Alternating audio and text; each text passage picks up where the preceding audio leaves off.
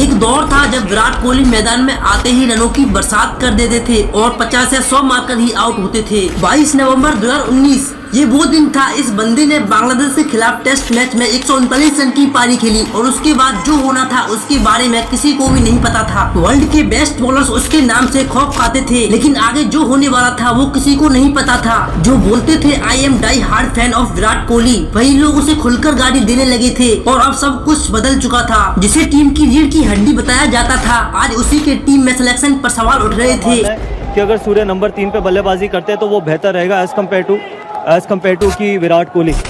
Social media पर unwanted memes बन रहे थे। विराट कोहली की हेटर्स की मजे आ रहे थे, कमेंटेटर्स भी उसका मजाक बना रहे थे। वहाँ विराट कोहली का डांस देखे, छमिया नाच रही है। उसके फैंस भी अब हार मान चुके थे, सपोर्टर्स भी मजाक बना रहे थे। जो आदमी फ्रंट फुट भी नहीं जानता किसे कहते हैं, वो भी कोहली के खड़े होने की स्टाइल में कमी निकाल रहा था। मैंने हो सकता है मेरे देखने में खराब। आप कहाँ हट रहे हैं सर? अभी तो मरवाओगे अब आप फ्रंट फुट निकालिए।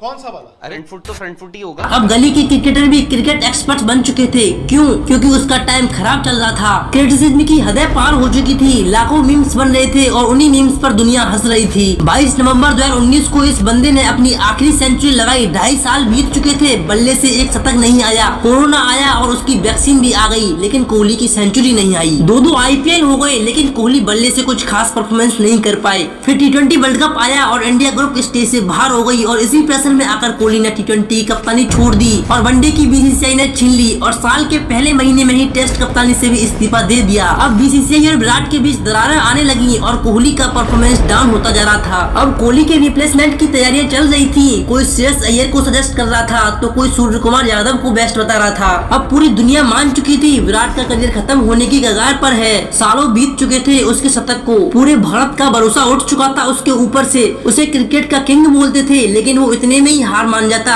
तो काहे बात का किंग। किसी ने क्या खूब कहा है, बुरा वक्त सबकी लाइफ में आता है और वो वक्त अपनों की पहचान करा जाता है। और कुछ ऐसा ही हो रहा था इस बंदे के साथ। एशिया कप 2022 में उसके टीम में सिलेक्शन पर सवाल उठा रहे थे। लोग उसके सिलेक्शन को टीम की कमजोरी बता रहे थे कि अगर आप अश्विन का वर्ल्ड नंबर 2 गेंदबाज अगर टेस्ट मैच में बाहर बिठा सकते हो तो वर्ल्ड का नंबर 1 प्लेयर भी बाहर बैठ सकता है। लेकिन कप्तान और टीम मैनेजमेंट को अब भी कोहली पर भरोसा था। एक प्रेस कॉन्फ्रेंस के दौरान रोहित शर्मा से कोहली के बारे में पूछा गया तो उनका जवाब ये था, ऐसे जो प्लेयर जो इतना साल खेले हुए हैं और इतना रन बनाया है, इतने मैचेस जीता है, उनको 1 या 2 इनिंग की जरूरत रहती है बस। ये मेरा मानना है। आई एम श्योर सबका मानना भी यही होगा जो भी क्रिकेट देखते। पूरी दुनिया का उससे भरोसा उठ चुका था, पूरी दुनिया उसे मुंह मोड़ चुकी थी। अब बारी थी उसके कमबैक की। एशिया कप के पहले मैच में उसने वापसी के संकेत दिए। इस मैच में इन्होंने 59 रनों की पारी खेली और अगले मैच में पाकिस्तान के खिलाफ 60 रनों की जबरदस्त पारी खेली और एशिया कप के आखिरी मैच में दिखा दिया कि ऐसे ही उसे क्रिकेट का किंग नहीं कहा जाता। उसने अफगानिस्तान के खिलाफ 71 मैचों बाद 71वें शतक का इंतजार खत्म करते हुए इस बात को साबित कर दिया, form is temporary but class is permanent. और उसके बाद T20 वर्ल्ड कप में पाकिस्तान के खिलाफ पहले ही मैच में मैच विनिंग पारी खेलकर उसने साबित कर दिया कि ऐसे ही उसे क्रिकेट का किंग नहीं कहा जाता, यूं ही क्रिकेट का बादशाह नहीं कहा जाता। अगर उस दिन ये बंदा ना होता तो शायद ही टीम इंडिया मैच जीत पाती। पूरी दुनिया इस पारी को विराट के कैरियर की बेस्ट पारी में से एक बता रही थी। उस दिन इसने ऐसी पारी खेली थी, जो लोग उसे गालियां देते थे वही लोग उसे खुलकर सपोर्ट कर रहे थे।